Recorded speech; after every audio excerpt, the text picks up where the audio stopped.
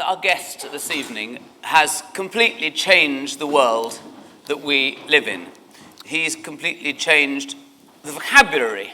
So whereas people used to know that people designed things and there were designers, nobody knew that there was a word called design. But now we all have learnt to aspire to design, to things that are well designed. I thought you might tell us first a little bit about what design and houses and homes were like in Britain when you started work.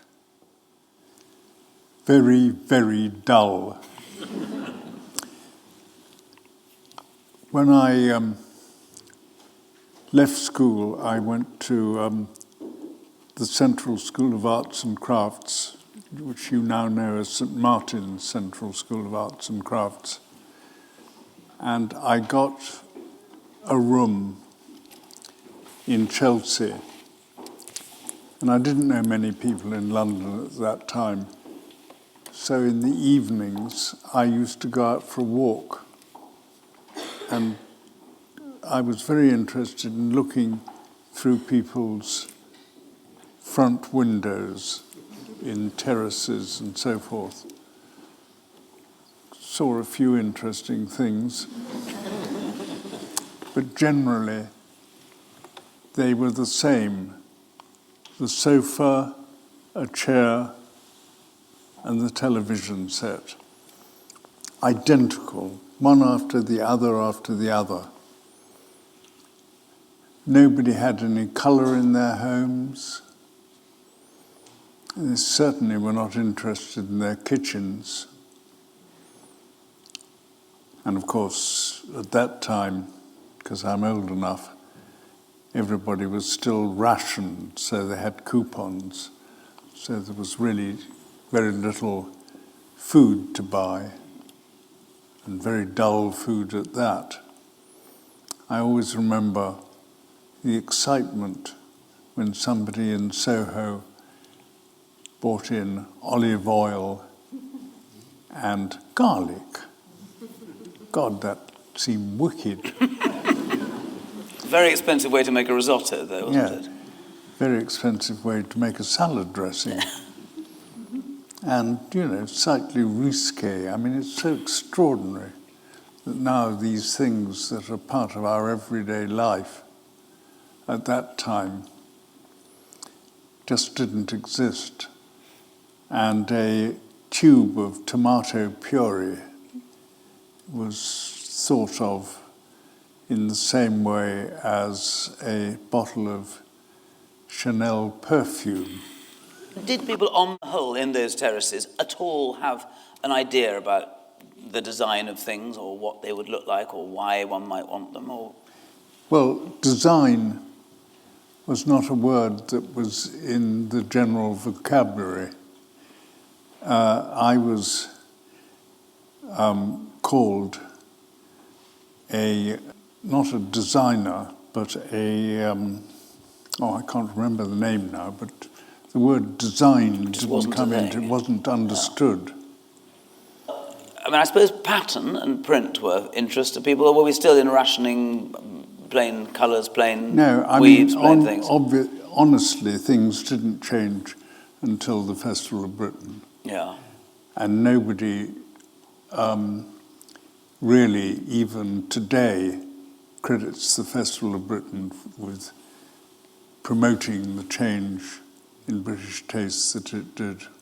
Was it hugely exciting when that opened and when that was happening? Well, I was a very young designer working on a couple of projects in the festival, working through the nights, because, of course, there was a huge pressure to get it open. What things were you working on there? I worked on the transport pavilion, the faked-up interior of part of the Princess flying boat, So nice. which was this aircraft the British invented to take off from Southampton or Portsmouth and fly to New York with 600 people in it.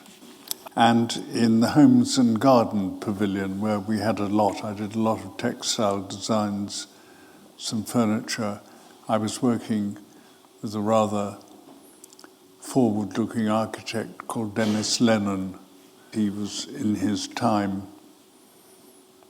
the leading light in interiors architecture.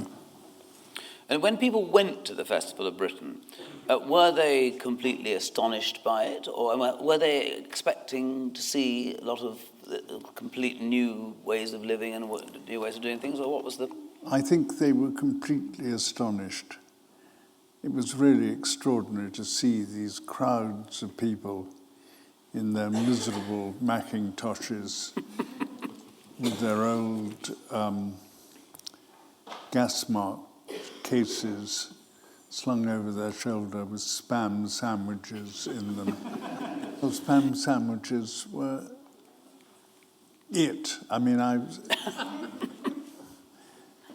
it was all Spam sandwiches and Merrydown cider.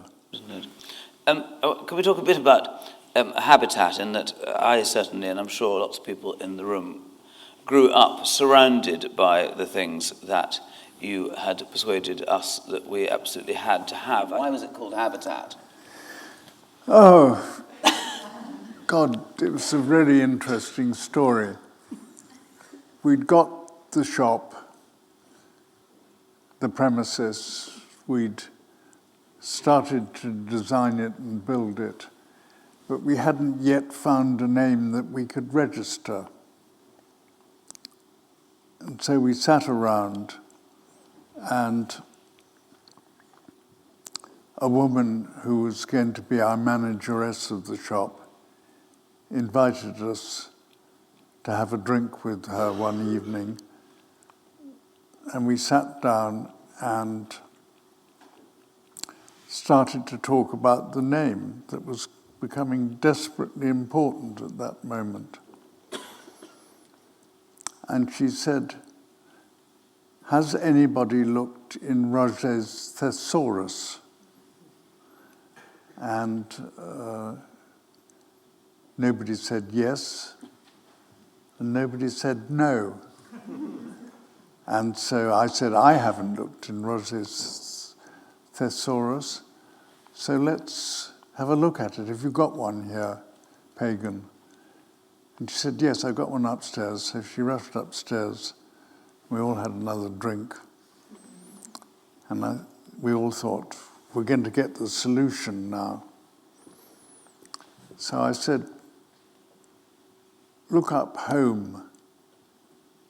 And so she looked up home, and she read out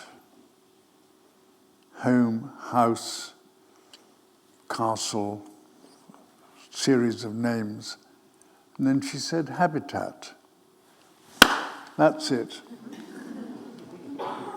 So we looked up habitat the next day, see if we could find it in the telephone directory or the business directory. And there indeed was, just round the corner in Walton Street, Habitat Estate Agency. So I went to see them in Walton Street, and they'd just gone bankrupt. Can you imagine a state agent going bankrupt at the moment? Almost impossible, no, but Yeah. very lucky indeed. And so the name became available to us, and we were able to register it. Well, you heard it here, that art education is massively changed since then. Do you think is it worth going to art school? Is it worth people here going to art school? Well, I mean, I think there is a bit of confusion between art and design. I like personally to see a school where art and design cohabits. Which is what the Central, of course, hugely did. Yes, So, and the Royal College yeah.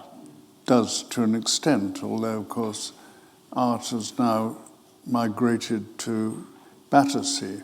I think the great thing about a foundation course is that you should see all aspects of design and decide whether you want to be a furniture designer, a ceramic designer, or a fashion designer, and being able to, as you grow up, pick from those various different activities to what really excites you.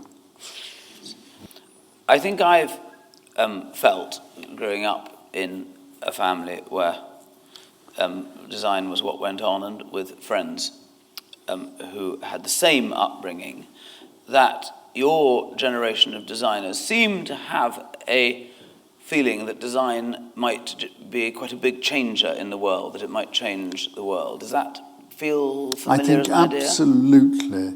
You know, we were very much influenced by the Bauhaus as students, and still are. And we felt during, quite a change of politics at that time with, National Health Service, etc., happening, and a Labour government who seemed to just being able to understand what design might do for the quality of life in this country, that design could be of national importance. And did the college feel like that at the time? Was there a feeling amongst the teachers as well, as it were, a previous generation, that was the case, or was there a... I don't think there was, sadly. I mean, I've since been very much more involved with the Royal College, and there, you feel politics wafting around, but at the Central School at that time, no. I mean, there really weren't any student parties, for instance, because everybody was really broke. I mean, students quite rightly today claim how badly financially they're off. But at that time, it was absolutely dire. And how about advice for young design students, young art students now? Well, the most important thing, I think, and I think you learn it here, is learn how to make things. Because in my opinion, you can't design a glass or a piece of furniture unless you understand the making process. Unfortunately, a lot of designers these days think they can design things without understanding A, the opportunities, and B, the constraints. So understand about printing and weaving cloth, blowing glass, moulding glass, and machining furniture, what you can do with a computer-controlled router, for instance. Amazing changes in modern technology in making things. Well, listen, I can't think of a better or more appropriate end. And I think it is extraordinary to be able to come and listen to a giant at work. And we are very lucky and incredibly grateful. Thank you very, very much for coming.